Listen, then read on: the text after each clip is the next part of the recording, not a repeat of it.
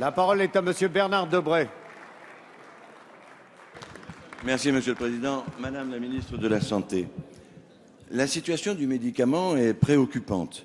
À l'heure où je vous parle, en France, la pénurie de certains médicaments et vaccins est majeure.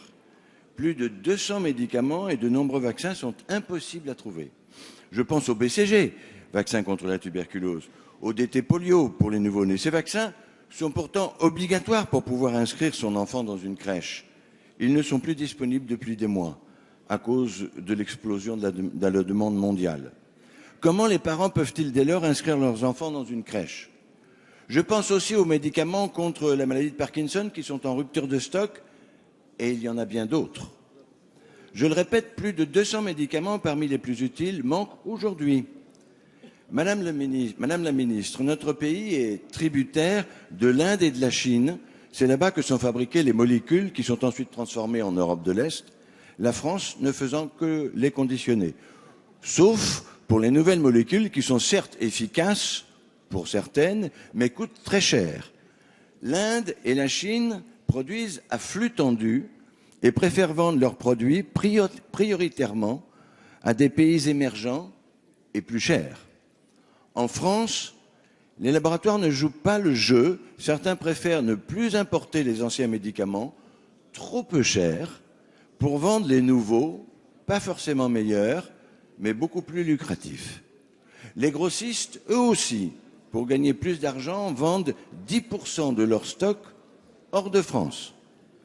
Face à cette situation préoccupante pour la santé et la sécurité de nos concitoyens, quelles mesures concrètes et d'urgence comptez-vous prendre?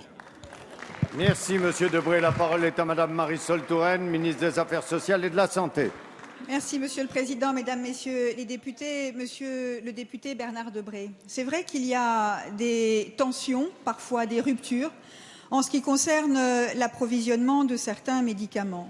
Tensions ou ruptures qui ne concernent, il faut le dire, pas uniquement la France, et qui concernent beaucoup de pays, en particulier de pays européens. Et c'est la raison pour laquelle la première démarche à engager est une démarche européenne afin que nous puissions avoir une politique de gestion concertée des stocks. Et c'est ce que nous faisons. Lorsque viennent à manquer certains médicaments dans certains pays, nous nous entraidons pour faire face aux besoins. Au-delà de cela, et vous le savez très bien, Monsieur le député, nous avons voté dans la loi qui a été adoptée hier, dans l'article 36, une mesure qui porte spécifiquement sur les médicaments thérapeutiques majeurs et qui impose désormais aux laboratoires de prévoir et de proposer des options au moment de la mise sur le marché pour faire face à des problèmes de rupture d'approvisionnement. C'est ainsi que la manière dont les laboratoires répondront aux situations de rupture fait partie des conditions de la mise sur le marché. Parce que, et j'en viens à la question du BCG, beaucoup de problèmes sont dus à des problèmes uniquement industriels. Sur le BCG, le problème qui est rencontré vient du processus industriel et du vissage des bouchons sur les flacons. Nous avons en France pris des mesures pour orienter